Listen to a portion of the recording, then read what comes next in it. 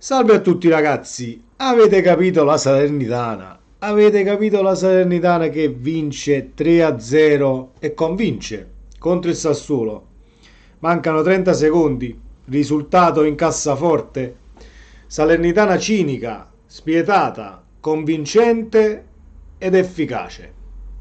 Sì, perché su questo canale si tratta sempre di calcio al di là dei colori e al di là degli sfottò, perché gli sfottò li lasciamo ad altri, e l'essere seri dal punto di vista calcistico.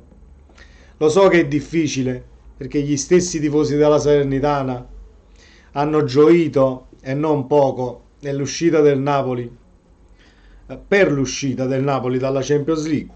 E invece io sono qui ad elogiare questa Salernitana che ha distrutto completamente il Sassuolo, senza mezzi termini. Ci arriviamo e analizziamo un attimo la partita perché mi è piaciuto l'approccio, mi sta piacendo tantissimo il lavoro di Paolo Sosa a livello tattico.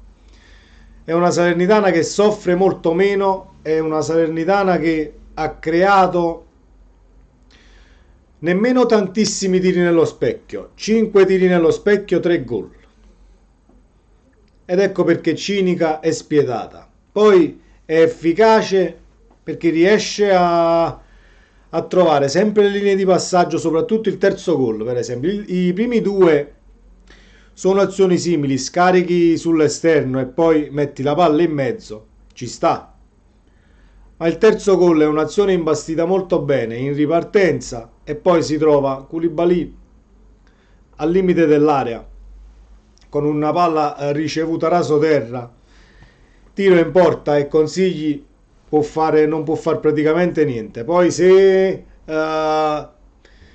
tifosi avversari o squadre avversarie si vogliono appellare al primo gol, soprattutto dove Consigli perde la palla dalle mani, però dobbiamo anche analizzare che il colpo di testa era nell'area piccola, quindi la palla è veloce, la palla è potente. Non dovevate lasciare il calciatore della Salernitana solo, senza prendercela con Consigli, che forse poteva far meglio perché ci ha abituati a grandissime parate e grandissimi interventi durante questa stagione e anche in passato. Però secondo me non si può dare la colpa al portiere quando tu subisci un colpo di testa nell'area piccola e perdi l'avversario diretto in marcatura.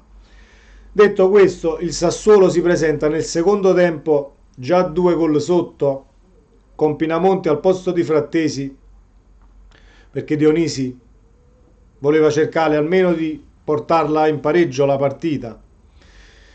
Mossa che non ha dato i suoi frutti e nemmeno lontanamente a livello di gioco troviamo lo stesso Sassuolo che ha giocato contro la Juve, ma nemmeno lontanamente. Due partite completamente diverse, sembravano due squadre completamente diverse, però per meriti della Salernitana, perché la Salernitana ha giocato una partita tatticamente perfetta, corsa, voglia di portarla a casa e si ritrova a 33 punti, staccando un attimo questo treno di squadre che comunque sono in zone tra virgolette pericolose, perché troviamo Salernitana a 33, Empoli 32, Lecce 28, Spezia 26 e Verona 26. Sono 5 squadre in 7 punti che si lottano questo terzultimo posto, che il Monza comunque sta a 38, non lo vedo, non la vedo squadra che possa lottare, che debba lottare, scusate, per la retrocessione. Quindi partiamo dalla Salernitana e scendiamo in giù. Salernitana, Empoli, Lecce, Spezia e Verona si giocheranno l'ultimo posto utile per restare in Serie A. Ovviamente la Salernitana è soprattutto 6 sempre a 33, però gli altri devono ancora giocare. L'Empoli deve giocare e può andare a 35, è l'unica squadra che ti può sorpassare. Poi trovi un Lecce a 28 che affronta il Milan. Mai dire mai, però sfavorito sicuramente il Lecce a Milano, anche se il Lecce quest'anno ci ha abituato a partite stratosferiche contro le grandi, soprattutto fuori casa. Quindi onore alla Salernitana che ha dimostrato di meritare la Serie A, secondo me.